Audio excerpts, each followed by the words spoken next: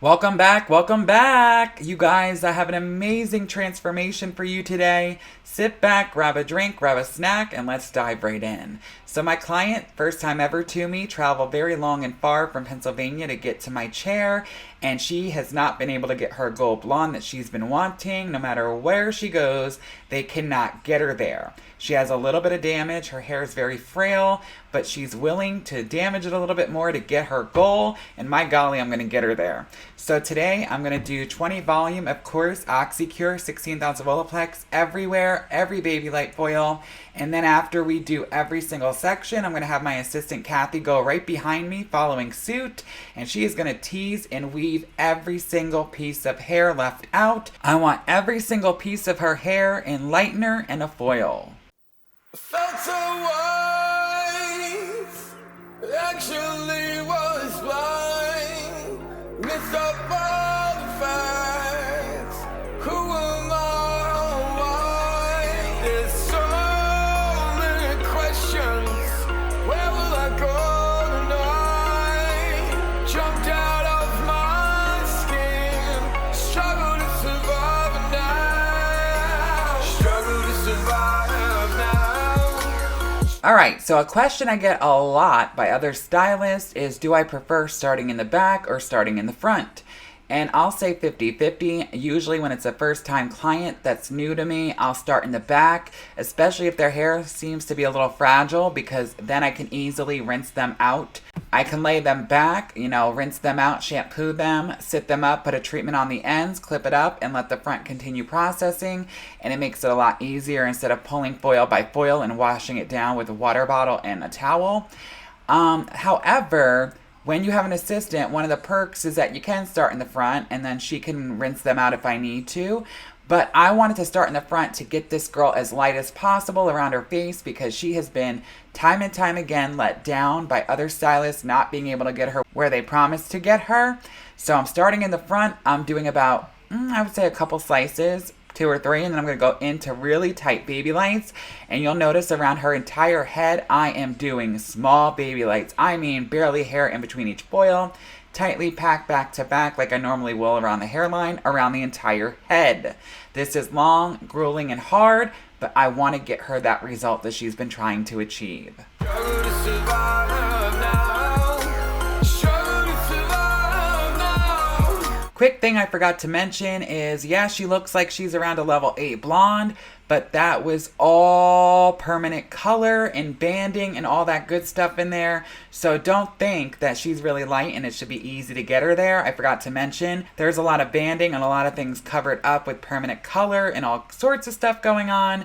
So that's why it's been so hard to get her to her goal. And I'm going to keep my fingers crossed that I can get her there. Keep watching. Struggle to survive now.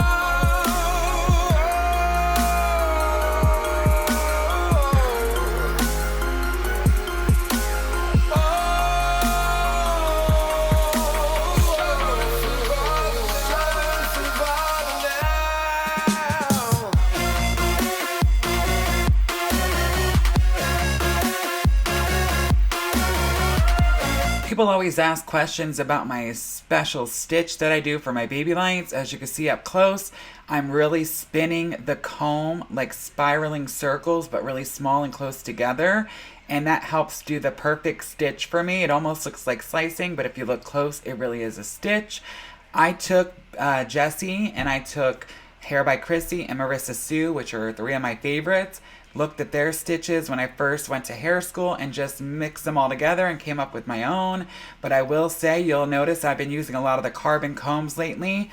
I've been back and forth my entire career on what I like better, a metal or a carbon. And I have to say, I've been using the carbon a lot and I'm loving them. If you haven't tried with a carbon, you definitely want to. I feel like it's a lot easier for the very, very small baby lights that I do to use the carbon, but I can also use a metal if I have to. If you're trying to do small baby lights like me, then try picking up a carbon comb.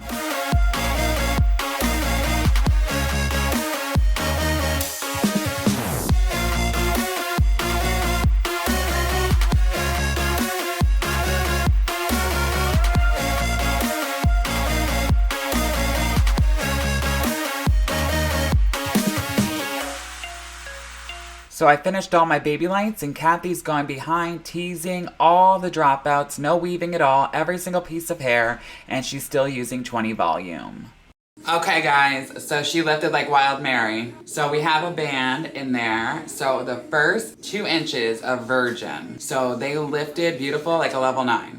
Then I have a band about 5 to 6 inches long. So what I'm gonna do is do a mids toner, and I tend to do this with color corrections, or if somebody wants like what we call a color melt. I'm gonna go in and take the root toner and then make it maybe a level or 2 lighter, transition it down. And then the ends will do the lightest and brightest. It will just even things out but keep her blonde. Stay tuned, because she's been sitting for a while. We wanted to make sure we tried to pop as much as we could.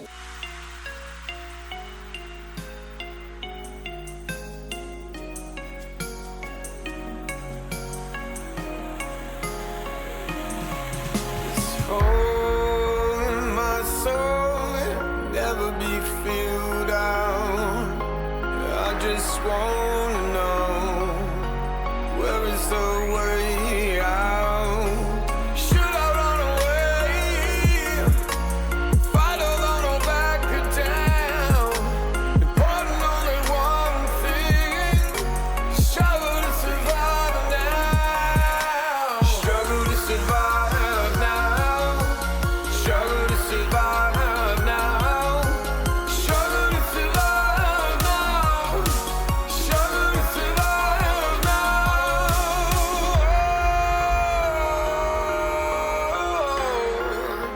Alright, once all the foils were on, we let her process for about an hour. Like I said, her hair was fragile. She knew there was damage possible with this situation, and she was okay with it. Make sure your client's aware and you don't sugarcoat anything. She's really dire to get to that gold color she wants, so she was willing to do anything, and she knows that her hair is going to be taken care of with right products and good shampoos and stuff and treatments and Olaplex treatments after this. So what I did was we gave her a really good shampoo in, put Olaplex 2 on the mids and ends lightly. We didn't oversaturate it.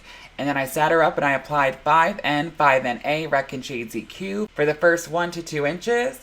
Then I took 7N, 6NA and put it right on top, about an inch down of the root shadow, and brought it down another 1 to 2 inches into the mid-tone area. And now I'm going through and I'm putting the all over toner all over the ends.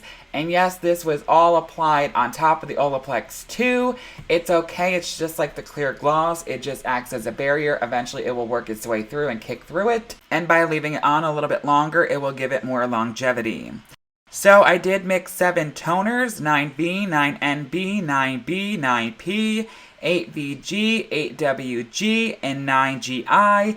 Sometimes you gotta keep your fingers crossed and pray to the hair gods that it all comes out great, and mix a whole bunch of different stuff together and close your eyes. Felt so wise, actually was blind, missed up all the facts.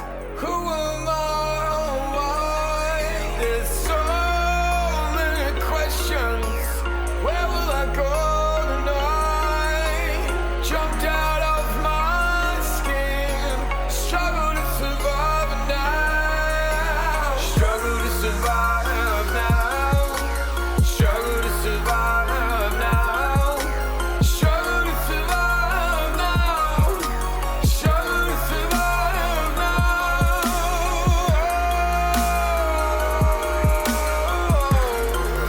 Alright, there you guys have it. Look how beautiful this color is. All the way from the roots to the ends.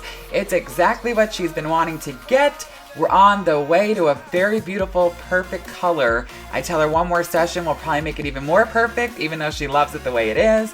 I'm a perfectionist, can't help it. Let me know down below what you guys think of this transformation. Let me know videos you want to see. I want to put out content you guys want to watch. And don't forget to like, share, subscribe, hit the bell, post notifications on, all that good stuff. And I'll see you in the next one. As always, always, always, always. So long for now, guys.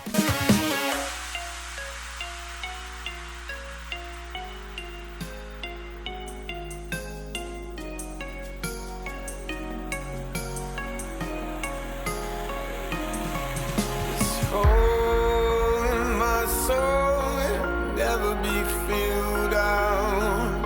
I just want